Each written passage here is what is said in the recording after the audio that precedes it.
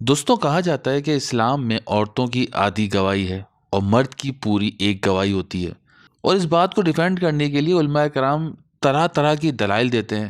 بہت سے لوگ تو ناقص العقل ہی قرار دے دیتے ہیں عورتوں کو۔ کچھ علماء کہتے ہیں کہ عورت مرد کے حکم کے تابع ہے، اس لیے یہ کہا گیا ہے۔ غرض ہر کوئی الگ الگ منطق اور الگ الگ دلیل دے رہا ہوتا ہے اس بات کو ثابت کرنے کے لیے کہ عورتوں کی آدھی گواہی ہوتی ہے اور مرد کی پوری۔ لیکن ان میں سے کوئی بھی ایسا نہیں جس نے تھوڑی سی ریسرچ کی ہو کہ وہ کون سا لفظ ہے جس کی بنا پہ یہ کنفیوژن پیدا ہو رہی ہیں اور اس کی وجہ ہے کیا۔ قرآن کریم کا ایک خاص انداز بیاں ہے کہ یہ الفاظوں کو اس کے لغوی معنوں میں بھی استعمال کرتا ہے اور اصطلاحی معنوں میں بھی استعمال کرتا ہے۔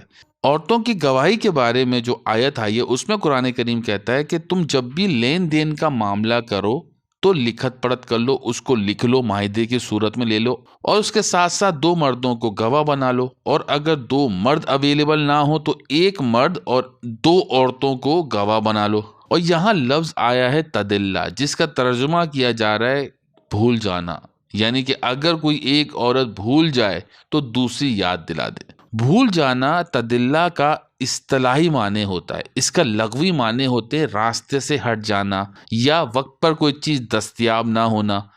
کوئی بھی معلومات جو آپ کے دماغ میں ہو وہ اگر وقت پر دستیاب نہیں ہوتی تو آپ کہتے ہو کہ میں بھول گیا۔ تو بھول جانا تدلہ کا اصطلاحی معنی ہے اور اس کا لغوی معنی ہے وقت پر دستیاب نہ ہونا۔ اور قرآن کریم نے اس لفظ کو یہاں پر اصطلاحی معنوں میں نہیں بلکہ اس کے لغوی معنوں میں استعمال کیا ہے، یعنی کہ اگر عورت کو گواہ بنا رہے ہو تو ایک کے بجائے دو بنا لو، تاکہ اگر ایک عورت کسی وجہ سے دستیاب نہ ہو تو دوسری عورت موجود ہو۔ کیونکہ عورتوں کے ساتھ مسئلہ ہوتا ہے کہ وہ ایسی سچویشن میں آتی ہیں پریگننسی کی وجہ سے یا شادی ہو کے کہیں اور چلی جاتی ہیں، تو ایسا معاملہ ہو سکتا ہے کہ عورت آپ کو کسی وقت میسر نہ آ سکے عدالت میں جا کے گواہی دینے کے لیے۔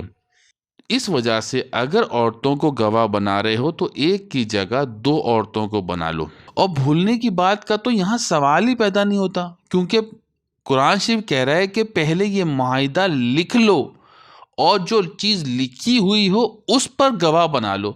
تو جو بھی گواہ آئے گا عدالت میں اس نے صرف یہ کہنا ہوگا کہ ہاں یہ معاہدہ میرے سامنے لکھا گیا ہے۔ تو مختصراً عورت کی بھی ایک ہی گواہی ہے، مرد کی بھی ایک گواہی ہے۔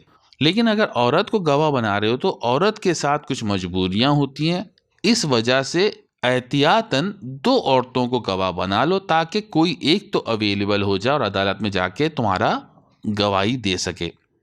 شکریہ۔